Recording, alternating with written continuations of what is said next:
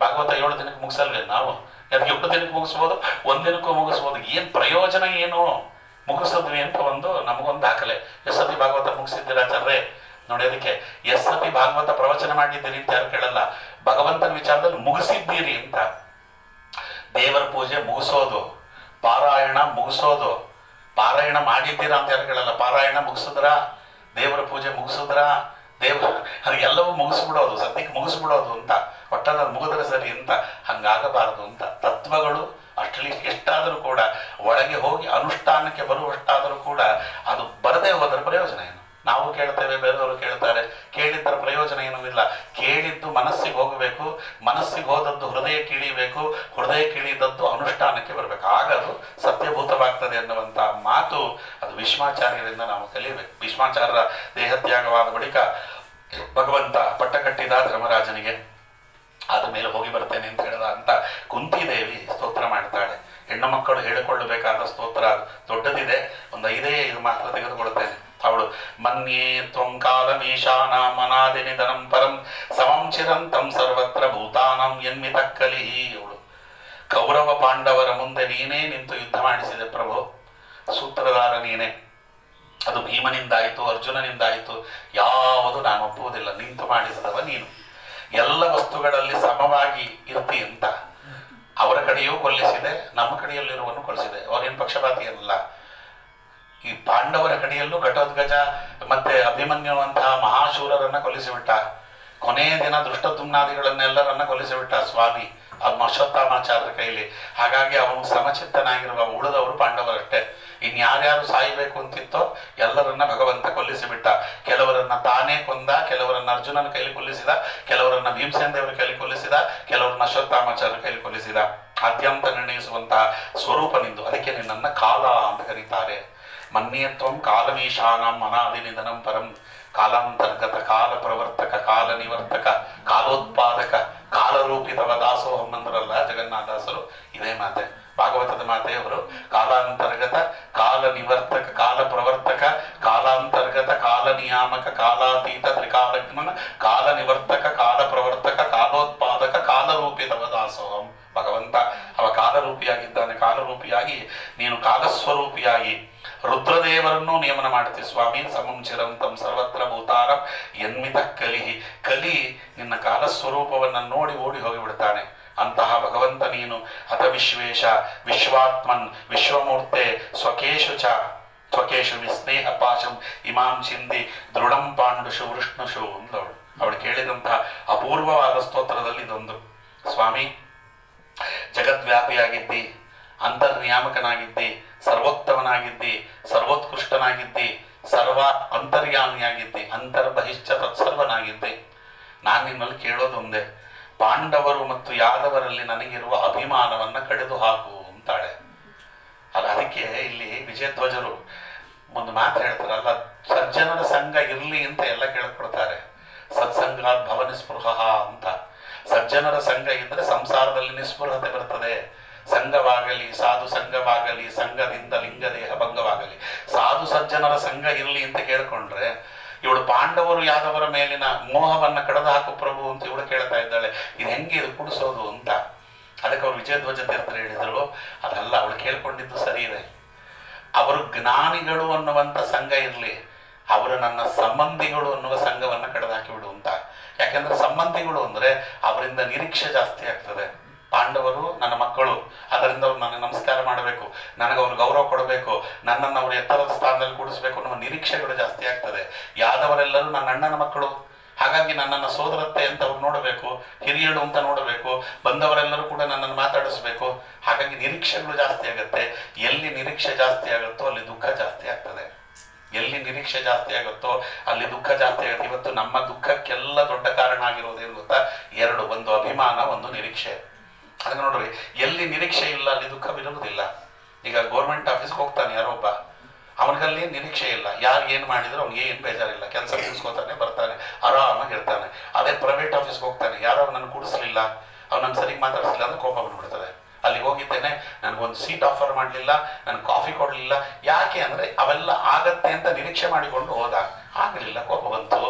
ಅದಕ್ಕೋಸ್ಕರ ಎಲ್ಲಿ ನಿರೀಕ್ಷೆ ಇರ್ತದೆ ಅಲ್ಲಿ ಕೋಪ ಬರುತ್ತೆ, ಎಲ್ಲಿ ನಿರೀಕ್ಷೆ ಇರುತ್ತೆ ನಿರಾಸೆ ಇರುತ್ತೆ. ಎಲ್ಲಿ ನಿರೀಕ್ಷೆ ಇರುತ್ತೆ ಅಲ್ಲಿ ಬಂಧನ ಪ್ರಾಪ್ತಿಯಾಗತ್ತೆ. ಯಾವತ್ತು ನಾವು ನಿರೀಕ್ಷೆಯನ್ನು ತೊರೀತೇವೆ ಅವತ್ತು ಏನೂ ಆಗುವುದಿಲ್ಲ. ಈಗ ಇಲ್ಲಿಗೆ ಬರಬೇಕು, ಎಲ್ಲೋ ಉಪನ್ಯಾಸಕ್ಕೆ ಹೋಗ್ಬೇಕು, ತುಂಬ ಜನ ಸೇರಿರ್ತಾರೆ ಉಪನ್ಯಾಸದಲ್ಲಿ.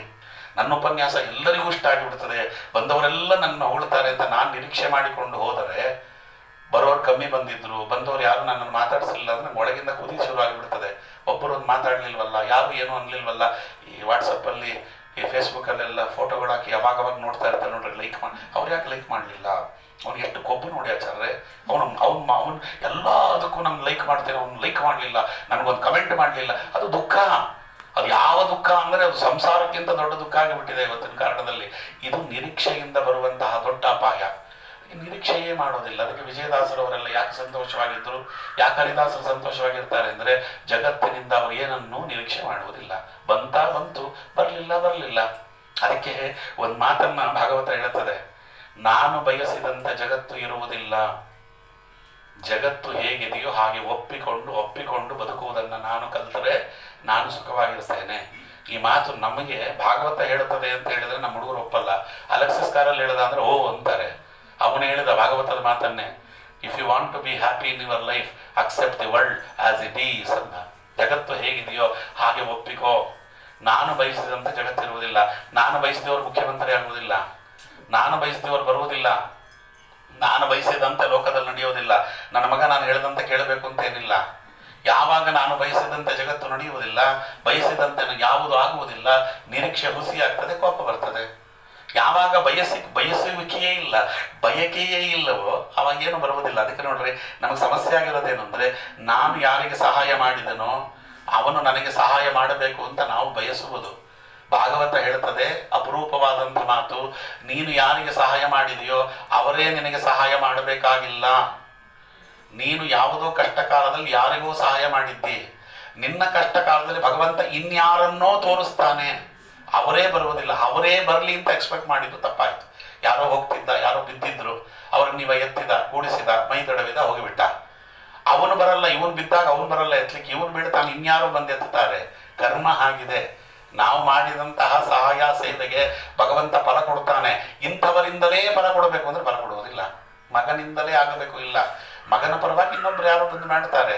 ಹಾಗಾಗಿ ಅದನ್ನು ನಿರಪೇಕ್ಷೆಯಿಂದ ಮಾಡು, ನಿಷ್ಪಕ್ಷಪಾತದಿಂದ ಮಾಡು, ದೇವರು ಕಾಯ್ತಾನೆ ಅನ್ನೋದಿದೆಯಲ್ಲ ಇದು. ಅದಕ್ಕೋಸ್ಕರವಾಗಿ ಅವಳು ಹೇಳಿದ್ಲು, ಅಭಿಮಾನವನ್ನು ನಾವು ಕಳ್ಕೊಳ್ಬೇಕು. ನನ್ನವರು ಪಾಂಡವರು, ನನ್ನವರು ಯಾದವರು ಅನ್ನುವ ಅಭಿಮಾನವನ್ನು ಕತ್ತರಿಸಾಕಿ ಬಿಡು ಪ್ರಭು.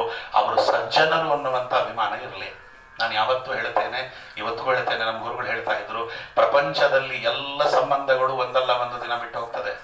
ಯಾವ ಸಂಬಂಧವೂ ಲೋಕದಲ್ಲಿ ಶಾಶ್ವತ ಅಲ್ಲ. ಮಡದಿ ಯಾರಿ, ಮಕ್ಕಳ್ಯಾರಿ ಅಲ್ವಾ? ಅದನ್ನು ಹೇಳುವಾಗಲಿ ಯಾರು ಅಂತ, ಅದಕ್ಕೆ 8 ಗೇಣಿನ ದೇಹ, ರೋಮಗಳೆಂಟು ಕೋಟಿಯೋ, ಕೀಲ್ಗಳ 68 ಮಾಂಸಗಳಿಂದ ಮಾಡಿದ ಮನೆಯ ಮನೆ ಮಾಡಿ, ನೆಂಟ ನೀನಿರ್ದಗಲಿದೊಡೆ ಒಣ ಹೆಂಟೆಯಲ್ಲಿ ಮುಚ್ಚುವರು, ದೇಹದೊಳುಂಟೆ ಫಲಪುರುಷಾರ್ಥ ರಕ್ಷಿಸೋ ನಮ್ಮ ನನವರತ. ದೇಹವೇ ನಮ್ಮ ಜೊತೆಯಲ್ಲಿ ಬರುವುದಿಲ್ಲ, ಇನ್ನು ಬೇರೆದು ಏನು ಜೊತೆಯಲ್ಲಿ ಬರ್ತದೆ ಅಲ್ವಾ? ಅದಕ್ಕೋಸ್ಕರವಾಗಿ ಹೇಳುವ ಎಲ್ಲ ಸಂಬಂಧಗಳು ಕೂಡ ಒಂದಲ್ಲ ಒಂದು ದಿನ ಬಿಟ್ಟು ಹೋಗಲೇಬೇಕು. ಅದು ವಿಜಯದಾಸರು ಹೇಳಿದರು, ಎಣ್ಣೆ ಇರುವ ತನಕ ದೀಪ ಉರಿಯುವಂತೆ ಪೂರ್ವ ಪುಣ್ಯ ಇರುವ ತನಕ ಸತಿಸುತ್ತರು. ಪೂರ್ವ ಜನ್ಮದ ಪುಣ್ಯ ಇರುವವರೆಗೆ ಸತಿಸುತ್ತರು. ಋಣಾನುಬಂಧ ರೂಪೇಣ ಪಶುಪತ್ನಿ ಸುತಾಲಯ. ಅದು ಮುಗಿಯಿತು, ಒಂದು ಕ್ಷಣ ಮುಗಿಯಿತು ಅಂದ್ರೆ ಹೋಗಿಬಿಡ್ತಾರೆ, ಮುಗಿದೋಯ್ತು. ಒಂದಗಳು ಹೆಚ್ಚಿರದು, ಒಂದಗಳು ಕೊರೆ ಇರದು, ತಿಂದ ನಿನ್ನ ಋಣ ತೀರುತಲೆ ಪಯಣ, ಹಿಂದಕ್ಕೊಂ ಕ್ಷಣವಿರದು, ಮುಂದಕ್ಕೊಂ ಕಾದಿರದು, ಸಂದ ಲೆಕ್ಕವದೆಲ್ಲ ಮಂಕುತಿಮ್ಮ ಅಂತ ಅವ್ರು ಹೇಳಿದ್ರಲ್ಲ, ಅದೇ ಮಾತೆ. ಒಂದು ಕ್ಷಣ ಇರುವುದಿಲ್ಲ. ಆದರೆ ವೈಷ್ಣವರ ಬಳಗ ಇದೆಯಲ್ಲ, ಆ ಬಳಗ ವೈಕುಂಠದವರೆಗೂ ಬರ್ತದೆ. ಅದರಿಂದ ವೈಷ್ಣವರ ಬಳಗವನ್ನು ಸಂಪಾದನೆ ಮಾಡಿರಿ, ಬಂಧು ಬಾಂಧವರ ಬಳಗವನ್ನಲ್ಲ. ವೈಷ್ಣವರ ಬಳಗ ಸಂಪಾದನೆ ಮಾಡಿದರೆ, ನಾವು ವೈಷ್ಣವರ ಬಳಗದಲ್ಲಿರುವವರಾದರೆ ಮೋಕ್ಷಕ್ಕೆ ಹೋದ ಮೇಲೂ ಇದೇ ರೀತಿ ಕೂತಿರ್ತೇವೆ. ಒಬ್ಬರು ಭಾಗವತ ಹೇಳ್ತಿರ್ತಾರೆ, ಕೇಳ್ತಿರ್ತಾರೆ, ವೈಷ್ಣವರ ಬಳಗ ವೈಕುಂಠದವರೆಗೆ ಕಳ್ಕೊಂಡು ಹೋಗ್ತದೆ. ಅದಕ್ಕೆ ಸಂಪಾದನೆ ಮಾಡುವುದಿದ್ರೆ ಕುಂತಿಯ ಮಾತದು. ವೈಷ್ಣವರ ಬಳಗವನ್ನು ಸಂಪಾದನೆ ಮಾಡಬೇಕು. ಸ್ನೇಹ ಪಾಶಂ ಇಮಾಂ ಚಿಂದಿಂ ದೃಢಂ ಪಾಂಡುಷು ವೃಷ್ಣಿಷು. ಪಾಂಡವರಲ್ಲಿ ವೃಷ್ಣಿಗಳಲ್ಲಿ ನನಗೆ ಅಭಿಮಾನ ಕಳೆದು ಹಾಕು, ಅವರನ್ನು ವೈಷ್ಣವರು ಅಂತ ನೋಡುವ ಬುದ್ಧಿಯನ್ನು ಕೊಡು, ವೈಷ್ಣವ ಸಂಬಂಧ ಉಳಿಸಿಕೊಡೋ ಪ್ರಭು, ನನಗೆ ಬಾಂಧವರ ಸಂಬಂಧ ಬೇಡ ಅಂದ್ಲು. ಎಂತೆಂಥ ಕಷ್ಟ ಕಾಲದಲ್ಲಿ ನಮ್ಮನ್ನು ಕಾಪಾಡಿದೆಯೋ ಪ್ರಭು ನೀನು. ವಿಷಾದ್ ಮಹಾಗ್ನೇ ಪುರುಷಾತ್ ಅದಂಶನಾತ್ ಅಸತ್ಸಭಾಯ ವನವಾಸ ಕೃಚ್ಚಿತ್ರ ಮೃದೆ ಮೃದೆ ಅನೇಕ ಮಹಾರಥೋತ್ರತೋ ದ್ರೌಣ್ಯ ಅಸ್ತ್ರ ತಶ್ಚಾಸ್ಮ ಹರೇಭಿರಕ್ಷಿತ. ವಿಷಾನ್ ಭೀಮಸೇನ ದೇವರು ವಿಷ ಹಾಕಿದರು. ಆ ವಿಷ ಹಾಕಿದಾಗ ಅವರನ್ನು ಕಾಪಾಡಿದೆ. ಅದು ಬರೀ ಭೀಮ ಒಬ್ಬ ಮಾತ್ರ ತಿನ್ನುವಂತೆ ಮಾಡಿದೆ, ಬೇರೆಯವರು ತಿಂದರೆ ಸತ್ತೋಗಿ ಬಿಡೋರು. ಕೇಶಿ ವಿಷಸ್ಯ ಪಾತ್ರೇಣ ಯದ್ರುದ್ರೇಣ ಬಿಭತ್ಸಹ, ವಿಷದ ಲಡ್ಡಿಗೆಯನ್ನು ಮಾಡಿಸಿಕೊಟ್ಟಾವ ದುರ್ಯೋಧನ. ಬಿಡೋ ಅಂತ ನಗ್ತಾ ಇದ್ದಾನವ. ಮುಂಡೆದು ಗೊತ್ತಿಲ್ಲ, ವಿಷದ ಲಡ್ಡಿಗೆ ತಿಂತಾ ಇದ್ದಾನೆ. ತಿಂದ 5 ನಿಮಿಷ ಉರುಳು ಬಿಡ್ತಾನೆ. ಅದು ವಿಷದ್ದು ಅಂತ ಗೊತ್ತಿಲ್ಲ, ತಿಂತಾ ಇದ್ದಾನೆ ನೋಡು ಅಂತ ಅವ ನಗ್ತಾ ಇದ್ದಾನೆ. ಭೀಮಸೇನ ದೇವರು ನಗ್ತಿದ್ದಾರೆ, ಅಯ್ಯೋ ಹುಚ್ಚಪ್ಪ, ಕಾಲಕೂಟ ವಿಷವನ್ನೇ ಕುಡಿದು ಜೀರ್ಣಿಸ್ಕೊಂಡವ ನಾನು ಸಮುದ್ರ ಮಥನ ಕಾಲದಲ್ಲಿ. ಈ ವಿಷ ನನಗೇನು ಮಾಡ್ತದೋ? ಕೇಶಿ ವಿಷಸ್ಯ ಪಾತ್ರೇಣ ಯದ್ರುದ್ರೇಣ ಅಪಿಭತ್ಸಹ, ನಾನು ಅದನ್ನೇ ತಿಂದು ಜೀರ್ಣಿಸ್ಕೊಂಡವ, ನನಗೇನು ಮಾಡ್ತದೆ ಈ ವಿಷ ಅಂತ ಅವ್ರು ನಗ್ತಿದ್ದಾರೆ. ದುರ್ಯೋಧನ ನಗ್ತಿದ್ದಾನೆ, ಅವರು ನಗ್ತಿದ್ದಾರೆ. ನಗು ಒಂದೇ, ಕಾರಣ ಬೇರೆ. ಅಂಥ ವಿಷದ ಒಂದು ಲಡ್ಡಿಗೆಗಳನ್ನು ತಿಂದರೂ ಜೀರ್ಣಿಸಿಕೊಳ್ಳುವಂತೆ ಮಾಡಿಬಿಟ್ರು. ಭೀಮಸೇನ ದೇವರು ಜೀರ್ಣಿಸಿಕೊಂಡು ವಿಷದಿಂದ ಪಾಂಡವರನ್ನು ರಕ್ಷಣೆ ಮಾಡಿದ್ರು. ಮಹಾಗ್ನೇ ಲಕ್ಷಗ್ರಹದಲ್ಲಿ ಅರಗಿನ ಮನೆಯಲ್ಲಿ ಬೆಂಕಿ ಇಡಿಸಿದ್ರು. ಬೆಂಕಿ ಯಾರು ಇಡಲಿಕ್ಕೆ ಬಂದರೂ ಅವರೇ ಸಾಯುವಂತೆ ಮಾಡಿ ಸುರಕ್ಷಿತವಾಗಿ ಪಾಂಡವರನ್ನು ಕರ್ಕೊಂಡು ಹೋಗಿ ದ್ರುಪದನ ರಾಜ್ಯದಲ್ಲಿ ದ್ರೌಪದಿಯನ್ನು ಕೊಟ್ಟು ಮದುವೆ ಮಾಡಿಸಿಬಿಟ್ಟ ಸ್ವಾಮಿ. ಅರಗಿನ ಮನೆಯಲ್ಲಿ ಪಾಂಡು ಕುಮಾರರು ಇರುತ್ತೀರೆ, ಅವರಿಗೆ ಬಂದ ವಿಪತ್ತನ್ನು ಪರಿಹಾರವ ಮಾಡಿ ದ್ರುಪದನ ನಗರದೊಳ್ ಸಡಗರದಿಂದಲೇ ಮದುವೆಯ ಮಾಡಿಸಿದ ಬಂದ ಗೋವಿಂದ. ಇದು ಎಷ್ಟು ಅದ್ಭುತವಾಗಿ ಹೇಳ್ತಾರೆ ನೋಡ್ರಿ ದಾಸರು. ನಾ ಹೇಳಿದ್ದೆಲ್ಲ ಮಾತುಗಳು ಅವ್ರು ಹೇಳ್ತಾರೆ. ಅದಕ್ಕೆ ಮಹಾಗ್ನೆ ಪುರುಷಾದ ದಂಶನಾಥ್, ದೊಡ್ಡ ದೊಡ್ಡರ ಹಾವುಗಳನ್ನು ಮೈ ಮೇಲೆ ಬಿಟ್ಟರು. ಭೀಮಸೇನ ದೇವರು ಮೈಯನ್ನು ಕಡಿದು ಹಾವುಗಳು ಹಲ್ಲು ಮುರಿಯಿದೆ ಹೊರತು ಭೀಮಸೇನ ದೇವರಿಗೆ ಏನಾಗಲಿಲ್ಲ. ಅದಂಶನಾಥ್. ಆಮೇಲೆ ಅಲ್ಲಿ ಎಂತೆಂಥ ರಾಕ್ಷಸರು, ಎಂತೆಂಥ ಅಯೋಗ್ಯ ರಾಕ್ಷಸರು, ಬಕಾಸುರ, ಹಿಡಂಬಾಸುರ, ಕಿರ್ಮೀರ, ಜರಾಸಂಧ, ಕೀಚಕ, ಎಲ್ಲರನ್ನ ಭೀಮ ಕೊಲ್ಲುವಂತೆ ಮಾಡಿಬಿಟ್ಟ ಭಗವಂತ. ಅವರಿಗೆ ಪ್ರೇರಣೆ ಮಾಡಿ ಎಲ್ಲರನ್ನ ನಿಶೇಷ ಮಾಡಿ ಮಣಿಮಂಥನಿಂದ ಹಿಡಿದು ಎಲ್ಲರನ್ನ ಸವರಿ ಹಾಕುವಂತೆ ಮಾಡಿಬಿಟ್ಟ. ಇದೊಂದಾಯ್ತು. ಇದಾದ ಮೇಲೆ ಅಸತ್ಸಭಾಯ ವನವಾಸ ಕೃತ್ ಚಿತ್ರ. ಅಸತ್ಸಭಾ ಅಯೋಗ್ಯವಾದ ಸಭೆ ಅಂತಾಳೆ. ಅಲ್ಲಿ ಇದ್ದವರೆಲ್ಲ ಯೋಗ್ಯರಾದರೂ ಕೂಡ ಅಯೋಗ್ಯವಾದ ಸಭೆ. ಒಬ್ಬರೇ ಒಬ್ಬರು ಎದ್ದರು ನಿಂತು ಇದು ತಪ್ಪು, ದ್ರೌಪದಾದೇವಿಯರ ಏನಿದೆ ವಸ್ತ್ರಾಪಹರಣ ಮಾಡುವುದಕ್ಕೆ ಏನು ಪ್ರಯತ್ನ ನಡೀತಿದೆ ಅದು ತಪ್ಪು ಅಂತ ಒಬ್ಬರು ಮಾತಾಡಲಿಲ್ಲ. ಅಲ್ಲಿ ಯಾರಿದ್ರು? ಭೀಷ್ಮಾಚಾರ್ಯರಿದ್ರು, ಯಾರು ಅಲ್ಲ, ದ್ರೋಣಾಚಾರ್ಯರಿದ್ರು, ಕೃಪಾಚಾರ್ಯರಿದ್ರು. ಒಬ್ಬರು ಎದ್ದು ಮಾತಾಡಲಿಲ್ಲ. ಅದಕ್ಕೆ ನೋಡ್ರಿ ಕೃಷ್ಣ ಯಾರ ಮನೆಗೂ ಊಟಕ್ಕೆ ಹೋಗಲಿಲ್ಲ. ಅವನು ದುರ್ಯೋಧನ, ಕೃಷ್ಣ ಉದ್ಯೋಗ ಪರ್ವ ಬಂದಿದ್ದೆ, ಅವರಿಬ್ಬರು ಬೀಗರು, ಯಾರೋ ದೂರದವರೇನಲ್ಲ. ಕೃಷ್ಣನ ಮಗನಿಗೆ ದುರ್ಯೋಧನ ಮಗಳನ್ನು ಕೊಟ್ಟು ಮದುವೆ ಮಾಡಿದರು. ಕೃಷ್ಣನ ಮಗ ಸಾಂಬ, ದುರ್ಯೋಧನ ಮಗಳು ಲಕ್ಷಣಾದೇವಿ, ಅವರಿಬ್ಬರಿಗೂ ಕೊಟ್ಟು ಮದುವೆ ಮಾಡಿದರು. ಬೀಗರು ಅವರಿಬ್ಬರು. ನಾಳೆ ಬೆಳಗ್ಗೆ ನೀನು ಪಾಂಡವರ ದೂತ, ಇವಾಗ ನಾವಿಬ್ಬರು ಬೀಗರು, ನಿನಗೋಸ್ಕರ ಒಳ್ಳೆ ಊಟ ಮಾಡಿಸಿದ್ದೇನೋ, ಷಡ್ರಸೋಪೇತವಾಗಿರ್ತಕ್ಕಂಥದ್ದು ಅಲ್ವಾ, ನೀನು ಎಲ್ಲಿ ತಿಂದಿರ್ಬೇಕು ಇವೆಲ್ಲ. ನೋಡಿ ಅವನು ಹೇಳೋದು, ನೀನು ಎಲ್ಲಿ ತಿಂದಿರ್ಬೇಕು ಇವೆಲ್ಲ, ಏನೋ ರಾಜರ ಮನೇಲಿ ತಿಂತಾ ಇದ್ದಿ. ಇದೇ ಮಾತು ನಮ್ಗೆ ಹೇಳ್ತಾರೆ. ಇನ್ನೇನು ಶುರುವಾಯಿತು ಧನುರ್ಮಾಸಕ್ಕೆ ಕರೀತಾರೆ ನಮ್ಮನ್ನ, ಹೋಗ್ತೀವಿ ಅವ್ರ ಮನೆಗೆ. ಕಚರ್ರೆ ಭಾಳ ಸಂತೋಷ ಬಂದಿದ್ದೀರಿ, 2 ಸ್ವೀಟು 6 ಖಾರ ಮಾಡಿಸಿದ್ವಿ, ನಿಮ್ಮ ಯೋಗ್ಯತೆ ಎಲ್ಲಿ ತಿನ್ಬೇಕು ಇವೆಲ್ಲ, ಏನೋ ನಮ್ಮ ಮನೆಗೆ ಬಂದಿದ್ದೀರಿ, ಭಗವಂತನ ಅನುಗ್ರಹದಿಂದ ತಿನ್ನಿ ಅಂತಾರೆ. ಇದು ದುರ್ಯೋಧನನ ಮಾತು. ಒಂದು ಮಾತು ಜ್ಞಾಪಕ ಇಟ್ಕೊಳ್ಬೇಕು. ಅವ್ರು ಎಲ್ಲರಿಗೂ ನಾನು ಹೇಳ್ತೇನೆ, ನೀವು ಅನ್ನ ಹಾಕ್ತೀರಿ ಅಂತ ಭಗವಂತ ನನ್ನನ್ನು ಸೃಷ್ಟಿ ಮಾಡಲಿಲ್ಲ. ನನಗನ್ನ ಹಾಕುವ ಭಗವಂತ ಇದ್ದ. ನಮ್ಮ ಮನೇಲಿ ಕೂತಿದ್ರು ಭಗವಂತ ನನ್ನ ಹೊಟ್ಟೆ ತುಂಬ ಅನ್ನ ಹಾಕ್ತಾನೆ. ಅದಕ್ಕೆ ಆ ಮಾತನ್ನು ಕರೆಯೋದು. ಆಚಾರ್ಯ ಹಿಂಗೆ ಅನ್ನಬಾರದು, ಆದರೂ ನಿಮ್ಮ ಮನೆ ಹಾಳಾಗೋಗ ಇಷ್ಟ ಅನ್ನ ತಿನ್ಸಿರಲ್ಲ ಆಚಾರ್ಯ ಅಂದರೆ. ಯಾಕೆ ಕರೀರಿ ಅಂತ ಅವ್ರು ಹೇಳಿದ್ರೇನು? ಕರೀರಿ ಅಂತ ಅವ್ರೇನು ಹೇಳಿದ್ರು? ನೀವೇ ಕರೆದದ್ದು, ನೀವೇ ಕರೆದು ನೀವೇ ತಿರ್ಗಾ ಹಿಂಗಂದರೆ ಹೆಂಗದು ಲೆಕ್ಕ? ಇವೆಲ್ಲ ದುರ್ಯೋಧನನ ಮನೋಭಾವ. ಅದೇ ರೀತಿ ಮಾತಾಡಿದ ಭಾವ ಕೃಷ್ಣನ ಹತ್ರ. ಕೃಷ್ಣ ಇಲ್ಲ ಅಂದ್ರೆ ಕೃಷ್ಣ ಅಂದ, 2 ಕಾರಣಕ್ಕೆ ಒಬ್ಬರು ಇನ್ನೊಬ್ಬರ ಮನೇಲಿ ಊಟ ಮಾಡ್ತಾರೋ ದುರ್ಯೋಧನ. ಯಾವುದು ಗೊತ್ತಾ? ಸಂಪ್ರೀತಿ ಭೋಜ್ಯಾನಿ ಅನ್ನಾನಿ ಆಪದ್ ಭೋಜ್ಯಾನಿ ವಾ ಪುನಃ ನೈವ ಸಂಪ್ರೀಯಸೆ ರಾಜನ್ ನಚ ಆಪದ್ ಗತಾವಯಂ ಅಂದ ಕೃಷ್ಣ. ಕೃಷ್ಣ ಮಾತ್ರ ಮಾತಾಡಬಹುದಾದ ಮಾತು ಮಹಾಭಾರತದಲ್ಲಿ. ನಾನು ಇನ್ನೊಬ್ಬರ ಮನೇಲಿ ಊಟ ಮಾಡ್ತೇನೆ ಅಂದರೆ 2 ಕಾರಣಕ್ಕೆ. ಸಂಪ್ರೀತಿ ಭೋಜ್ಯಾನಿ ಅನ್ನಾನಿ, ನಿಮ್ಮ ಮೇಲೆ ನನಗೆ ತುಂಬ ಪ್ರೀತಿ ಇದೆ ಅದಕ್ಕೆ ಬಂದಿದ್ದೇನೆ ಊಟ ಮಾಡಲಿಕ್ಕೆ. ಇಲ್ಲ ನನಗೆ ಊಟಕ್ಕೆ ಗತಿ ಇಲ್ಲ ಅದಕ್ಕೆ ಬಂದಿದ್ದೇನೆ. ಇಲ್ಲ ನಿಮ್ಮ ಮೇಲೆ ಪ್ರೀತಿ ಇರಬೇಕು, ಇಲ್ಲ ನನಗೆ ಊಟಕ್ಕೆ ಗತಿ ಇರಬಾರ್ದು. ಇವೆರಡೇ ಕಾರಣಕ್ಕೆ ನಿಮ್ಮ ಹತ್ರ ಬಂದಿರೋದು. ಕೃಷ್ಣ ಅಂತಾನೆ ನೈವ ಸಂಪ್ರೀಯಸೆ ರಾಜನ್ ಕರೀರಾಜ. ದುರ್ಯೋಧನ ನಿನ್ನ ಮೇಲೆ ನನಗೆ ಪ್ರೀತಿ ಇಲ್ಲ, ನಾಚ ಆಪತ್ ಗತಾವಯಂ ಅಂತ, ನನಗೆ ಆಪತ್ತು ಬರುವುದಿಲ್ಲ ಅಂತ ಕೃಷ್ಣ. ನನಗೆ ಆಪತ್ತು ಬರಲ್ಲ, ನಿನ್ನ ಮೇಲೆ ನನಗೆ ಪ್ರೀತಿ ಇಲ್ಲ, ಊಟ ಮಾಡಲ್ಲ. ಪಕ್ಕದಲ್ಲಿ ಭೀಷ್ಮಾಚಾರ್ಯರು ಬಂದು ಕೈ ಮುಗಿದ್ರು. ಸ್ವಾಮಿ ನಿನಗೆ ಅಗ್ರ ಪೂಜೆ ಮಾಡಿಸ್ತವನು ನಾನು, ನಮ್ಮನೆಗೆ ಬಾರೋ ಊಟಕ್ಕೆ ಕೃಷ್ಣ ಅಗ್ರ ಪೂಜೆ ಮಾಡಿಸ್ತವನು ಅಂತ ಪಕ್ಕದ ದ್ರೋಣಾಚಾರ್ಯರು ಬಂದು ಕೈ ಮುಗಿದ್ರು. ಗೋ ಬ್ರಾಹ್ಮಣ ಹಿತಾಯಚ ಅಂತ ಕರೀತಾರೋ ನಿಮಗೆ, ಬಾರೋ ಕೃಷ್ಣ ಅಂದರೆ. ಅವನಿಂದ ತುಂಬಿದ ಸಭೆಯಲ್ಲಿ ದ್ರೌಪದಾದೇವಿಯರಿಗೆ ವಸ್ತ್ರಾಪರಣ ನಡೆಯುವಂತಹ ಸಂದರ್ಭದಲ್ಲಿ ಎದ್ದು ಪ್ರತಿಭಟನೆ ಮಾಡದೇ ಇರುವಂತ ನಿಮಗೆ ಧಿಕ್ಕಾರ ಅಂತ ಕೃಷ್ಣ. ನಿಮ್ಮ ಮನೆಗೆ ಬರುವುದಿಲ್ಲ, ನೀವೆಲ್ಲ ಮೈಲಿಗೆ, ನಿಮ್ಮ ಮನೆಗೆ ಬರುವುದಿಲ್ಲ. ನಿಮ್ಮ ಶಾಸ್ತ್ರ, ನಿಮ್ಮ ಅಧ್ಯಯನ ಎಲ್ಲಕ್ಕೂ ಧಿಕ್ಕಾರವಿರಲಿ ಇಂದ. ಒಬ್ಬನೇ ಒಬ್ಬ ಎದ್ದು ಪ್ರತಿಭಟನೆ ಮಾಡಿದವ ವಿದುರ. ಊರ್ಧ್ವಬಾಹು ವಿರೋಮ್ಯೇಶಃ ನಚಕಶ್ಚ ಶೃಣೋತುಮೆ. ಎರಡೂ ಕೈಗಳನ್ನು ಎತ್ತಿ ಕೂಗುತ್ತಾ ಇದ್ದೇನೆ, ಇಲ್ಲಿ ನಡೀತಿರುವಂತಹ ಈ ಪ್ರಯತ್ನ ಏನಿದೆ ಗುರುಕುಲದ ನಾಶಕ್ಕೆ ನಾಂದಿಯಿಂದ ಕೂಗಿದವ. ಅವನು ಗೊತ್ತಿರ್ಲಿಲ್ವಾ ವಿದುರನಿಗೆ? ನಾನೊಬ್ಬ ಹೇಳೋದ್ರಿಂದ ಏನು ಆಗಲ್ಲ ಅಂತ ಗೊತ್ತಿರ್ಲಿಲ್ವಾ? ಇವತ್ತು ತಾಯಿಯಂದರಿಗೆ ಮಾತು ಹೇಳೋದು, ಏನು ಹೇಳಿದ್ರು ನಮ್ಮ ಮಕ್ಕಳಿಗೆ ಹೇಳಲ್ಲ ಆಚಾರ್ಯ, ಅದಕ್ಕೆ ಹೇಳೋದೇ ಬಿಟ್ಬಿಟ್ಟಿದ್ದೇನೆ. ಅಪ್ಪಂದ್ರೆ ಹೇಳ್ತಾರೆ, ಏನು ಹೇಳಿದ್ರು ಮಕ್ಕಳು ಕೇಳಲ್ಲ ಆಚಾರ್ಯ, ಯಾರು ನಮ್ಮ ಮಾತು ಕೇಳಲ್ಲ. ಅದಕ್ಕೆ ಯಾಕೆ ಹೇಳ್ಬಿಟ್ಟು ಯಾಕೆ ಬೇಜಾರು ಮಾಡ್ಕೋಬೇಕು? ಅದಕ್ಕೆ ನಾನು ಯಾರಿಗೂ ಏನು ಹೇಳಲ್ಲ, ಯಾರಿಗೂ ಏನು ಹೇಳಲಿಲ್ಲ ಅಂದ್ರೆ ಅವ್ರು ಮಾಡುವ ಪಾಪದಲ್ಲಿ ನಾವು ಭಾಗಿಯಾಗ್ತೇವೆ. ಯಾಕೆ ಅದು ಗೊತ್ತಿರ್ಲಿಲ್ವಾ ವಿದುರನಿಗೆ ಅಲ್ಲಿ ಯಾರು ನನ್ನ ಮಾತು ಕೇಳಲ್ಲ ಅಂತ? ವಿದುರ ಒಬ್ಬ ಮಾತ್ರ ಎದ್ದು ಪ್ರತಿಭಟನೆ ಮಾಡಿದ, ಆದ್ದರಿಂದ ಅವನೊಬ್ಬ ಪಾಪಗಳಿಂದ ಪರಿಹೃತನಾಗಿ ಬಿಟ್ಟ. ಅದಕ್ಕೆ ಕೃಷ್ಣ ಅವ್ರ ಮನೆಗೆ ಹೋದ ಊಟಕ್ಕೆ, ಗಂಡವ್ರ ಮನೆಗೆ ಹೋಗಲಿಲ್ಲ. ಕೃಷ್ಣ ನಮ್ಮ ಮನೆಗೆ ಊಟಕ್ಕೆ ಬರಬೇಕು, ದುರ್ಯೋಧನ ನಮ್ಮ ಮನೆಗೆ ಊಟಕ್ಕೆ ಬರಬೇಕು, ನಾವೇ ನಿರ್ಧಾರ ಮಾಡಬೇಕು. ಹೇಳೋದು ಹೇಳ್ರಿ, ಬೈಯೋದು ಬೈಲಿ. ಅವ್ರು ಬೈತಾನೆ ಇರ್ತಾರೆ, ಯಾರು ಬೈಯಲ್ಲ. ಮಕ್ಕಳು ಬೈಯೋಕೆ, ದೊಡ್ಡವರು ಅಂದ್ರೆ ಬೈಸ್ಕೊಳ್ಳೆ ಹುಟ್ಟಿರೋರು ಅಂತಲೇ ಅರ್ಥ. ನಮ್ಮ ಕಾಲ ವಾಸಿ, ನಮ್ಮ ಕಾಲದಲ್ಲಿ ಏನೇ ನಮಗೆಲ್ಲ ಗೊತ್ತು, ನಾವು ದೊಡ್ಡವ್ರಿಗೆ ಹೆದರಿದ್ವಿ. ಅವರೆಲ್ಲ ಇದ್ದಾರಲ್ಲ ನಮಗಿನ್ನ ದೊಡ್ಡವರು, ಅವರು ದೊಡ್ಡವ್ರಿಗೆ ಹೆದರಿದ್ರು, ನಮಗೆ ಹೆದರಿಸಿದ್ರು. ನಾವಿದ್ದೀವಲ್ಲ ಎಂಥ ಜನಾಂಗ ಅಂದರೆ, ನಾವು ನಮ್ಮ ದೊಡ್ಡವ್ರಿಗೆ ಹೆದರಿದ್ವಿ, ನಮ್ಮ ಚಿಕ್ಕವ್ರಿಗೂ ಹೆದರ್ಕೊಂಡು ಬದುಕ್ತಾ ಇದ್ದೇವೆ. ಎರಡೂ ಕಡೆಗೆ ಉಭಯತ್ರ. ಅದರಿಂದ ಪ್ರಯೋಜನ ಏನಿಲ್ಲ.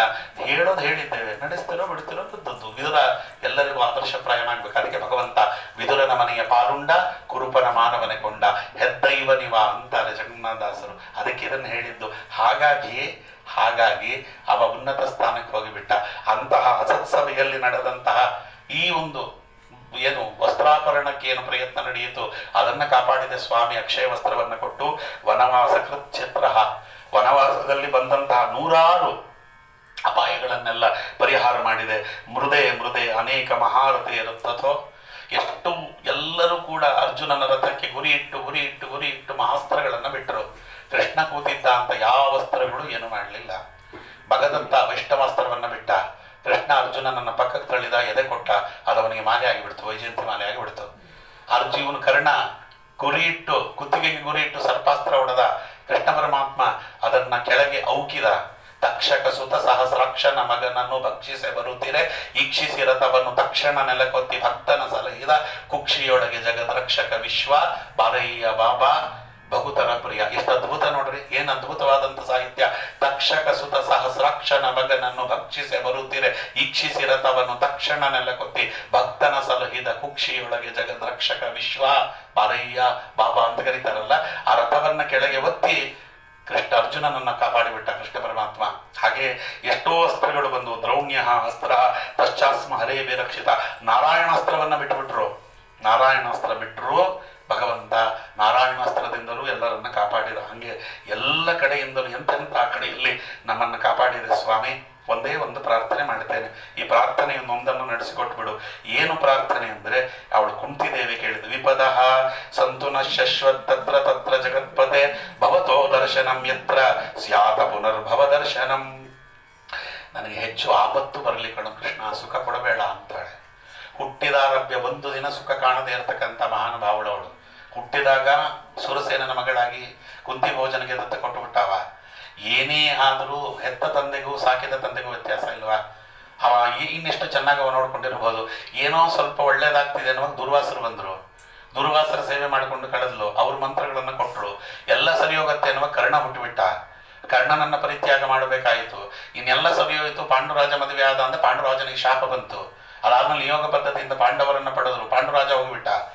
ಮಕ್ಕಳಿಗೆಲ್ಲ ಸರಿ ಹೋಗ್ತಿದೆ ಅನ್ನುವಾಗ ವನವಾಸಕ್ಕೆ ಹೋದರು. ಅವಳ ಮಕ್ಕಳ ಜೊತೆಯಲ್ಲೇ ಇರಲಿಲ್ಲ. ಪುಣ್ಯಾತ್ಕಿತ್ತಿ ವಿದುರನ ಮನೆಯಲ್ಲಿದ್ದು ಬದುಕಿದವಳು. ಹುಟ್ಟಿದ ಆರೋಗ್ಯ ಬರೀ ಕಷ್ಟವನ್ನೇ ನೋಡಿ ಬದುಕಿದವಳು. ಅವಳು ಹೇಳ್ತಾಳೆ, ವಿಪದಃ ಸಂತುನ ಶಶ್ವತ್ ತತ್ರ ತತ್ರ ಜಗತ್ಪದೆ. ಸ್ವಾಮಿ, ನನಗೆ ಬರೀ ಕಷ್ಟಗಳನ್ನು ಕೊಡೋ, ಸುಖ ಕೊಡಬೇಡ. ಯಾಕೆ ಅಂತ ಕೇಳಿದ್ರೆ, ಭವತೋ ದರ್ಶನಂ ಯತ್ರ ಸ್ಯಾತ ಪುನರ್ಭವ ದರ್ಶನಂ. ಕಷ್ಟದಲ್ಲಿದ್ದಾಗ ನಿನ್ನ ಸ್ಮರಣೆ ಬರ್ತದೋ ಪ್ರಭು, ಸುಖದಲ್ಲಿ ನಿನ್ನ ಸ್ಮರಣೆ ಬರುವುದಿಲ್ಲ. ಸುಖದಲ್ಲಿ ಯಾರು ಭಗವಂತನನ್ನ ಸ್ಮರಣೆ ಮಾಡಿಕೊಳ್ಳುವುದಿಲ್ಲ. ಸಂಕಟ ಬಂದಾಗ ವೆಂಕಟರಮಣ ಅಂತ ಇದಕ್ಕೆ ಹೇಳಿದ್ದು. ಒಳ್ಳೇದಿದ್ದಾಗ ಎಲ್ಲರೂ ಸ್ವದೇಶೇ ಭುವನಂತರ್ಯಂ. ನನ್ನ ಸಮ ಯಾರಿದ್ದಾರೆ ಆಚಾರ್ಯ, ನಾನು ಕಷ್ಟಪಟ್ಟು ದುಡಿದಿದ್ದು, ಕಂಡೋರ್ ಮರ್ಜಿ ನನಗೇನಿಲ್ಲ, ಯಾವ ದೇವರಿಲ್ಲ, ಯಾವ ದಿಂಡ್ರಿಲ್ಲ, ನಾನು ಪಟ್ಟ ಕಷ್ಟ ಇವತ್ತು ನನಗೆ ಈ ಸ್ಥಿತಿಯಲ್ಲಿ ತಂದಿದೆ ಅಂತಲೇ ಮಾತಾಡೋದು ಪ್ರತಿಯೊಬ್ಬರು. ಸ್ವಲ್ಪ ಎಡವಟ್ಟಾದರೆ ದೇವ್ರು ಯಾಕೆ ಹಿಂಗೆ ಮಾಡ್ತಾನೆ ಆಚಾರ್ಯ ಅಂತ ತನ್ನ ಒಳ್ಳೇದಾದಾಗ ಮಾತ್ರ ನಾನು, ಕೆಟ್ಟದಾದಾಗ ದೇವರ. ಇದಕ್ಕೆ ಹೇಳಿದ ಅದಕ್ಕೆ ನಮಗೆ ಐಶ್ವರ್ಯ ಬಂತು ಭಗವಂತನನ್ನ ಮರೆಸುವುದಕ್ಕಿಂತಲೂ ನಮಗೆ ಬಡತನದಲ್ಲಿದ್ದು ಭಗವಂತನ ಸ್ಮರಣೆ ಇರುವುದು ಉತ್ತಮ. ಈ ಮಾತು ವಿಜಯದಾಸರ ಬಾಯಲ್ಲಿ ಬಂತು. ವಿಜಯದಾಸರ ಹಾಡು ನಿಮಗೆಲ್ಲ ಗೊತ್ತಿದೆ. ಅದು ಕುಂತಿಯ ಪ್ರಾರ್ಥನೆಯ ಕನ್ನಡದ ಅನುವಾದ ಅಂತ ಗೊತ್ತಿರಲ್ಲ. ನೀನು ಒಲಿದುದಕ್ಕೆ ಈ ಸೌಖ್ಯವೇ ರಂಗ ನಾನುಲ್ಲೆ. ನೀ ಒಲಿದುದಕ್ಕೆ ಸಂಜೆ ತನಕ ಸಣ್ಣ ಸೌಟಿನ ತುಂಬ ಗಂಜಿ ಕಾಣದೆ ಬಳಲಿದೆನೋ. ಒಂದು ಕಾಲದಲ್ಲಿ ಸಂಜೆ ತನಕ ಇದ್ದು ಸಣ್ಣ ಸೌಟಿನ ತುಂಬ ಗಂಜಿ ಕಾಣದೆ ಬೆಳಗಿದೆನೋ. ಬೆಳಗಿನಿಂದ ಸಾಯಂಕಾಲದವ್ರು ತಿರುಗಿದ್ರು ಕೂಡ ಸಣ್ಣ ಸೌಟಿನ ಗಂಜಿ ಸಿಗಲಿಲ್ಲ. ಆದರೆ ವಿಜಯದಾಸರಾದ ಮೇಲೆ ಅವರು ಹೋದ ಕಡೆ ಬಂದ ಕಡೆ ರತ್ನಾಭಿಷೇಕ, ನಿಂತ ಕಡೆ ಹಣ ಸುರಿತಿತ್ತು. ಇವ್ರು ನೋಡಿದ್ರು, ಭಗವಂತ ನೀನು ಒಲಿದುದಕ್ಕೆ ಈ ಸೌಖ್ಯವೇ ರಂಗ ನಾನೊಲ್ಲೆ. ಮತ್ತೆ ನನ್ನನ್ನು ಹಳೆಯದಕ್ಕೆ ಹಾಕ್ಬಿಡು. ನಾನು ಒಲಿದಿದ್ದೇನೆ, ಹಣ ಕೊಟ್ಟಿದ್ದೇನೆ ಅಂತ ಕೈ ಎತ್ತು ಬಿಟ್ರೆ ನಾನು ಬಿಡೋನಲ್ಲ. ನೀ ಒಲಿದುದಕ್ಕೆ ನೀನು ಪ್ರತ್ಯಕ್ಷನಾಗಿ ನನಗೆ ದರ್ಶನಾದಿಗಳನ್ನು ಕೊಡಬೇಕು ಹೊರತು ಈ ಧನ ಧಾನ್ಯ ರತ್ನ ಕನಕ ವಜ್ರ ವೈಡೂರ್ಯ ಯಾವುದು ನನಗೆ ಬೇಡ, ನನಗೆ ಕಷ್ಟವೇ ಇರಲಿ ಅಂತ ಹೇಳಿದ್ರಲ್ಲ, ಕುಂತಿಯ ಮಾತದು. ಅದಕ್ಕೆ ಅವಳು ಹೇಳ್ತಾಳೆ, ಅಹಂಕಾರ ಬರಲಿಕ್ಕೆ ಎಷ್ಟು ಕಾರಣ. ಜನ್ಮೈಶ್ವರ್ಯ ಶ್ರುತಿ ಶ್ರೀವಿ ಏದಮಾನ ಮದಃ ಪುಮಾನ್ ನಾರ್ಹ ಇತ್ಯ ವಿಧಾತಂ ವೈ ತ್ವಾಂ ಅಕಿಂಚನ ಗೋಚರಂ. ಅವಳು ಹೇಳ್ತಾಳೆ, ಜನ್ಮ, ಒಳ್ಳೆ ವಂಶದಲ್ಲಿ ಹುಟ್ಟಿದ್ದೇವೆ ಅನ್ನುವುದೇ ಅಹಂಕಾರಕ್ಕೆ ಕಾರಣವಾಗ್ತದೆ. ನಮ್ಮ ವಂಶ ಎಂಥದ್ದು ಗೊತ್ತಾ ಆಚಾರ್ಯ ಅಂತಲೇ ಶುರು ಮಾಡ್ತಾರೆ. ನಾವೆಂಥ ವಂಶ, ಹೌದಯ್ಯ ವಂಶ ಸರಿ, ನೀ ಏನು ಮಾಡಿದ್ದಿ, ನಿನ್ನ ವಂಶ ಸರಿ, ಒಳ್ಳೆ ವಂಶ ಇಲ್ಲ ಅಂತ ಹೇಳಲಿಲ್ಲ. ಅದು ವಿಜಯೇಂದ್ರ ಸ್ವಾಮಿಗಳ ವಂಶವೇ ಇರಲಿ. ನೀನೇನು ಮಾಡಿದ್ದಿ, ನಮ್ಮ ವಂಶ ಇಂಥದ್ದು, ನಮ್ಮ ತಾತ ಇಂಥವರು, ನಮ್ಮ ಅಪ್ಪ ಇಂಥವರು, ನೀನೇನು ಮಾಡಿದ್ದಿ ಅಯ್ಯ, ಪ್ರಶ್ನೆಗೆ ಉತ್ತರ ಇಲ್ಲ. ಜನ್ಮ, ಐಶ್ವರ್ಯ, ಹಣ ಎಂಥವರನ್ನು ಕೂಡ ಹಾಳು ಮಾಡಿಬಿಡ್ತದೆ. ಒಳ್ಳೆ ಕಡೆಯಿಂದ ಹಣ ಬರಲಿಲ್ಲ, ಎಂತೆಂಥವರು ಹಣದಿಂದ ಹಾಳಾಗಿ ಬಿಡ್ತಾರೆ. ಅದಕ್ಕೆ ಸುಧನಂ ಅಂತಿದೆ, ಸನ್ಮಿತ್ರಂ ಸುಧನಂ ಅಂತ. ಒಳ್ಳೆಯ ಸಂಸಾರದಲ್ಲಿ ನಡೆಸಬೇಕಾದ್ರೆ ಒಳ್ಳೆಯ ಕಡೆಯಿಂದ ಹಣ ಬರಬೇಕು, ಒಳ್ಳೆಯ ಮಿತ್ರರಿರಬೇಕು. ಒಳ್ಳೆ ಕಡೆಯಿಂದ ಹಣ ಬರಲಿಲ್ಲ, ಒಳ್ಳೆಯ ಮಿತ್ರರಿಲ್ಲ, ಅವನು ಹಾಳಾಗಿ ಬಿಡ್ತಾನೆ. ಅದಕ್ಕೋಸ್ಕರ ಹಣ ಅನ್ನೋದಿದೆಯಲ್ಲ, ಅದು ಎಷ್ಟಿರಬೇಕು ಅಂದರೆ ನಮಗೆ ಜ್ಞಾನ ಭಕ್ತಿ ವೈರಾಗ್ಯವನ್ನು ಕೊಡಲಿಕ್ಕೆ ಎಷ್ಟು ಬೇಕೋ ಅಷ್ಟು ಇದ್ದರೆ ಹಣ ನಮ್ಮ ಸಾಧನೆಗೆ ಅನುಕೂಲವಾಗ್ತದೆ. ಹಣ ಅನ್ನುವುದು ಭಗವಂತನನ್ನೇ ಮರೆಸುವಷ್ಟಾಗಿ ಬಿಟ್ಟರೆ, ನಮ್ಮ ವಾದಿರಾಜರು ಹೇಳ್ತಾರಲ್ಲ, ಹಣವೇ ನಿನ್ನಯ ಗುಣ ಎಷ್ಟು ವರ್ಣಿಸಲಿ, ಮಿಕ್ಕಿದೆಲ್ಲ ಬಿಡ್ರಿ. ಕೊನೆಯಲ್ಲಿ ಅವರು ಹೇಳ್ತಾರೆ, ಹಯವದನನ್ನು ಮರೆಸುವಿ ಅಂತ. ಕೊನೆಯಲ್ಲದು ಹಣದಿಂದ ದೊಡ್ಡದೇನಂದ್ರೆ ಹಯವದನನ್ನೇ ಮರೆಸು ಬಿಡ್ತಾರೆ. ಅದು ಅದಕ್ಕೆ ನಮ್ಮಲ್ಲಿರುವ ಹಣ ಸುಧನವ ಕುಧನವ ಅಂತ ಹೆಂಗೆ ಗೊತ್ತಾಗ್ತದೆ ಆಚಾರ್ಯ ಅಂತ ಹೇಳಿದರೆ, ನಮ್ಮಲ್ಲಿ ಹಣ ಬರ್ತಾ ಇದ್ದ ಹಾಗೆ ಯಜ್ಞಯಾಗಾದಿಗಳನ್ನು ಮಾಡಿಸಬೇಕು, ಉಪನ್ಯಾಸ ಮಾಡಿಸ್ಬೇಕು, ದೇವರ ಪೂಜೆ ಮಾಡಿಸ್ಬೇಕು, ದಾನ ಮಾಡಬೇಕು ಅಂತ ಮನಸ್ಸಿನಲ್ಲಿ ಭಾವನೆ ಬರ್ತಾ ಇದೆ ಅಂದರೆ ಬರ್ತಿರೋ ಹಣ ಒಳ್ಳೆ ಕಡೆಯಿಂದ ಬರ್ತಿದೆ ಅಂತ ಅರ್ಥ. ಬರೋ ಹಣನ ಶೇರಲ್ಲಿ ಇನ್ವೆಸ್ಟ್ ಮಾಡಬೇಕು, ಬ್ಯಾಂಕಲ್ಲಿ ಇಟ್ಟರೆ ಪ್ರಯೋಜನ ಇಲ್ಲ, ಎಲ್ಲೋ ಇಡೋಣ ಅಂದರೆ ಗುರು ರಾಘವೇಂದ್ರ ಥರ ಕೈ ಎತ್ಬಿಟ್ರೆ ಕತೆ ಏನು, ಎಲ್ಲಿಡಬೇಕು ಅಂತ ಯೋಚನೆ ಮಾಡಿ ಹಣವನ್ನು ಇಡುವುದಕ್ಕೆ ಇನ್ವೆಸ್ಟ್ ಮಾಡೋಕ್ಕೆ ಯೋಚನೆ ಮಾಡ್ತಿದ್ದಾನೆ ಅಂದರೆ ಅದು ಒಳ್ಳೆ ಧನ ಅಲ್ಲ ಅಂತಲೇ ಅರ್ಥ. ಅದು ಲಕ್ಷ್ಮಿಯಲ್ಲಿ ಇಬ್ಬರು ಲಕ್ಷ್ಮಿಯಲ್ಲಿದ್ದಾರೆ, ಒಂದು ಶ್ರೀಲಕ್ಷ್ಮಿ, ಒಂದು ದರಿದ್ರ ಲಕ್ಷ್ಮಿ ಅಂತ. ಕಲಿ ಹೆಂಡತಿ ಅಲಕ್ಷ್ಮಿ ಅಂತ ಅವಳ ಹೆಸರು. ಅವಳು ಬರುವಾಗ ಎಲ್ಲವನ್ನ ಕಸಿದುಕೊಂಡು ಹೋಗ್ತಾಳೆ. ಅವಳು ಸುಮ್ಮನೆ ಬರುವುದಿಲ್ಲ. ಬಂದಾಗ ಎಲ್ಲರಿಂದ ಅವನನ್ನು ತಪ್ಪಿಸಿ ಹಣದ ಮೇಲೆ ಅವನಿಗೆ ಆಸೆ ಹುಟ್ಟಿಸಿ ಹಣ ಅವನ ಬಳಿಯಲ್ಲಿ ಬರುವಂತೆ ಮಾಡಿ ಹಣದ ಸಮೇತ ಅವನ ಜೀವವನ್ನು ಎತ್ಕೊಂಡು ಹೋಗಿಬಿಡ್ತಾಳೆ. ಅದಕ್ಕೆ ಬರ್ತಿರೋದು ಲಕ್ಷ್ಮಿಯೋ ಅಲಕ್ಷ್ಮಿಯೋ, ಅದಕ್ಕೆ ಅಲ್ಲಿ ಪ್ರಾರ್ಥನೆ ಮಾಡ್ತಾರೆ, ಅನ್ನಪಾನೇಚ ಸರ್ವದಾ ಆವಹಂತಿ ವಿತನ್ಮಾನ ಕುರುವಾಣ ಚೀರಮಾತ್ಮನಃ ಅನ್ನಪಾನೇಚ ಸರ್ವದಾ. ಲಕ್ಷ್ಮೀ ದೇವಿಯನ್ನು ಕುರಿತು ತಪಸ್ಸು ಮಾಡ್ತಾರೆ. ರಾಘವೇಂದ್ರ ಸ್ವಾಮಿಗಳ ಅರ್ಥ ಬರೀತಾರೆ ವೇದಕ್ಕೆ. ಅವ್ರು ಹೇಳ್ತಾಯಿ, ಪ್ರಪಂಚದಲ್ಲಿ ನೀನು ಏನು ಕೊಡ್ತೀಯೋ ಬಿಡ್ತೀಯೋ, ನನಗೆ ಹೊಟ್ಟೆಗೆ ಬಟ್ಟೆಗೆ ತೊಂದರೆ ಮಾಡಬೇಡಮ್ಮ. ಅನ್ನಪಾನೇಚ ಸರ್ವದಾ. ಯಾಕೆಂದರೆ ಹಸಿದ ಹೊಟ್ಟೆ ಹರಿದ ಬಟ್ಟೆ ಭಗವಂತನಲ್ಲಿ ಭಕ್ತಿಯನ್ನು ಹುಟ್ಟಿಸುವುದಿಲ್ಲ. ಬೆಳಗಿನಿಂದ ಸಾಯಂಕಾಲದವರೆಗೂ ಹೊಟ್ಟೆ ಬಗ್ಗೆ ಚಿಂತನೆ ಮಾಡ್ತಾ, ಬಟ್ಟೆಯ ಬಗ್ಗೆ ಚಿಂತನೆ ಮಾಡ್ತಾ ಇದ್ದರೆ ದೇವರ ಬಗ್ಗೆ ನಾನು ಉಪಾಸನೆ ಮಾಡೋದು ಯಾವಾಗ? ಅದಕ್ಕೆ ನನಗೆ ಹೊಟ್ಟೆಗೆ ಬಟ್ಟೆಗೆ ಎಷ್ಟು ಬೇಕೋ ಅಷ್ಟು ಸುಧನಂ ಕೊಡು, ಮಿಕ್ಕಿದೆಲ್ಲ ಕೊಟ್ಟರೆ ಕೊಡು, ಬಿಟ್ಟರೆ ಬಿಡು, ನನಗೆ ಅದ್ರ ಬಗ್ಗೆ ಯೋಚನೆ ಇಲ್ಲ. ಅನ್ನಪಾನೇಚ ಸರ್ವದಾ ಅದನ್ನು ಹೇಳ್ತಾರೆ. ಇದನ್ನು ಅವಡ್ಕುಂತ ಹೇಳಿದ ಮಾತು. ಅದಕ್ಕೋಸ್ಕರವಾಗಿ ಐಶ್ವರ್ಯ ನಮಗೆ ಅಹಂಕಾರ ಕೊಡುವಂಥದ್ದಾಗಬಾರದು. ಶ್ರುತಶ್ರೀವಿಹಿ, ನಾನು ಓದಿದ್ದೇನೆ ಅನ್ನುವ ದುರಹಂಕಾರವೇ ಜಾಸ್ತಿ ಆಗಿಬಿಡ್ತದೆ. ನಾನು ಮತ್ತೆ ಹೇಳ್ತೇನೆ, ಯಾರಿಗೆ ಅಹಂಕಾರ ಜಾಸ್ತಿ ಬರ್ತಿರೋದು ಗೊತ್ತಾ? ಏನು ಓದ್ದೇ ಇರೋರಿಗೆ, ಪಾಮರರಿಗೆ ಅಹಂಕಾರ ಇರುವುದಿಲ್ಲ. ನನಗೇನು ಬರ್ತಿಲ್ಲ ಆಚಾರ್ಯ, ನಾನೇನು ಮಾಡಲ್ಲ ಅಂತ ಅಂದ್ಬಿಡ್ತಾರೆ.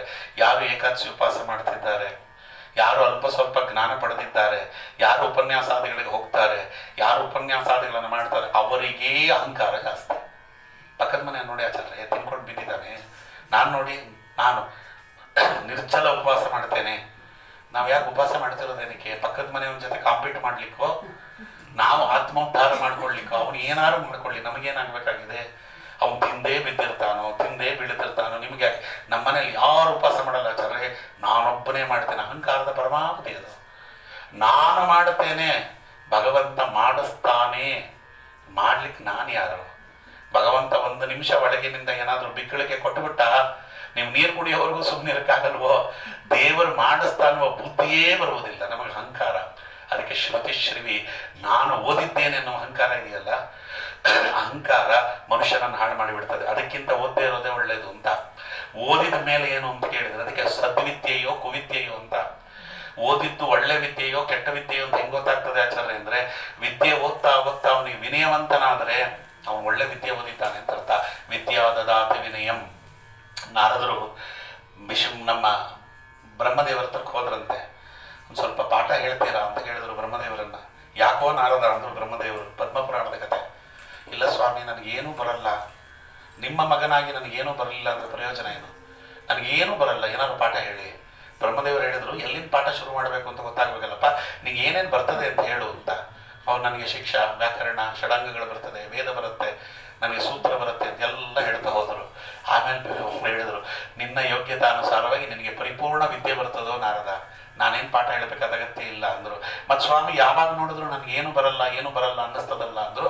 ನಿಜವಾದ ವಿದ್ಯಾವಂತನಿಗೆ ಹಾಗೇ ಇರಬೇಕಪ್ಪ ಅಂತಾರೆ ಬ್ರಹ್ಮದೇವರು. ನನಗೇನೂ ಬರಲ್ಲ ಅನ್ನುವವನೇ ವಿದ್ಯಾವಂತ.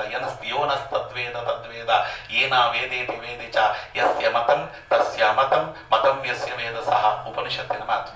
ಯಾರು ನನಗೆಲ್ಲ ಬರ್ತದೆ ಅಂತಾರೆ ಅವರ ಹತ್ರಕ್ಕೆ ಹೋಗಬೇಡಿ, ಅವ್ರಿಗೇನು ಬರುವುದಿಲ್ಲ. ಯಾಕೆಂದರೆ ಪ್ರಪಂಚದಲ್ಲಿ ಎಲ್ಲವನ್ನ ಕಲೀಲಿಕ್ಕಾಗುವುದಿಲ್ಲ ಅನ್ನುವ ಕನಿಷ್ಠ ಜ್ಞಾನವೂ ಇಲ್ಲ. ಪ್ರಪಂಚದಲ್ಲಿ ಯಾರು ನನಗೇನೂ ಬರಲ್ಲ ಅಂತಾರಲ್ಲ ಅವರಿಗೆಲ್ಲ ಗೊತ್ತಿರ್ತದೆ. ಏನು ಗೊತ್ತಿರುತ್ತೆ? ಎಲ್ಲವನ್ನ ತಿಳಿಯಲಿಕ್ಕಾಗಲ್ಲ ಅನ್ನುವುದಾದ್ರೂ ಗೊತ್ತಿರುತ್ತೆ. ಅಂಥವರನ್ನು ಗುರುವನ್ನಾಗಿ ಹಿಡಿಯಬೇಕು ಹೊರತು ಎಲ್ಲವೂ ನನಗೆ ಬರುತ್ತೆ ಅನ್ನೋರ ಹತ್ರ ಹೋಗಬೇಡಿ. ಜನ್ಮ ಐಶ್ವರ್ಯ ಶ್ರುತಿಶ್ರವೀರೇ. ಅದಕ್ಕೋಸ್ಕರ ಅಹಂಕಾರ ವಿದ್ಯೆ ತಂದು ಕೊಡುತ್ತದೆ. ಅದಕ್ಕೇನು ಅಂತ ಹೇಳಿದರೆ ಏದಮಾನ ಮುದಪ್ಪುಮಾನ್, ಇವೆಲ್ಲ ಏದಮಾನ ಅಂದ್ರೆ ಇವೆಲ್ಲ ದುರಹಂಕಾರಕ್ಕೆ ಕಾರಣವಾಗ್ತದೆ. ನಾರಹ ಇತ್ಯ ವಿಧಾತುಂ ವೈ ತ್ವಾಂ ಅಕಿಂಚನ ಗೋಚರಂ. ಇವೆಲ್ಲ ಅಹಂಕಾರ ಹೆಚ್ಚಾದಷ್ಟು ನೀನು ನಮ್ಮಿಂದ ದೂರವಾಗ್ತಿ. ಅದಕ್ಕೇನು ಅಂದರೆ ಪದೇ ಪದೇ ಪದೇ ಪದೇ ನನಗೆ ದುಃಖವನ್ನು ಕೊಡ್ತಿರು, ನನಗೆ ಸಂತೋಷ, ನನಗೆ ಸುಖ, ಇವ್ಯಾವುದು ಬೇಡ ಅಂತ ಕೇಳ್ತಾಳೆ. ಭಗವಂತ ಆಶೀರ್ವಾದ ಮಾಡಿಬಿಟ್ಟ. ಇಷ್ಟು ಹೇಳಿದೆಯಲ್ಲ, ನೀನು ಉದ್ಧಾರವಾಗಿ ಹೋದೆ ಕುಂತಿ ಅಂತ ಹೇಳ್ತಾನೆ. ನೀನು ಉದ್ಧಾರವಾಗಿ ಹೋಗು, ನೀನು ಉದ್ಧತನಾಗು ಅಂತ ಆಶೀರ್ವಾದ ಮಾಡಿ ಭಗವಂತ ತಾನು ದ್ವಾರಕೆಗೆ ಹೋದ. ದ್ವಾರಕಾಗಮನಂ ಪಶ್ಚಾತ್ ಉದರ ಗರ್ಭಪಾಲನಂ. ಆ ಕಡೆಗೆ ಹೋದ ಅವಳು ಉತ್ತರಾದೇವಿಗೆ ಆವಾಗ ಪ್ರಸವ ವೇದನೆ ಪ್ರಾರಂಭ ಆಯಿತು. ಒಳಗೆ ಹಿಂಸೆ ಆಯಿತು, ಗೊತ್ತಾಯಿತು ಒಳಗಡೆಯಿಂದ. ಅಲ್ಲಿ ಅಶ್ವತ್ಥಾಮಾಚಾರ್ಯರು ಬಿಟ್ಟಿರುವಂತಹ ಬ್ರಹ್ಮಾಸ್ತ್ರ ಹಿಂಸೆ ಮಾಡ್ತಿದೆ.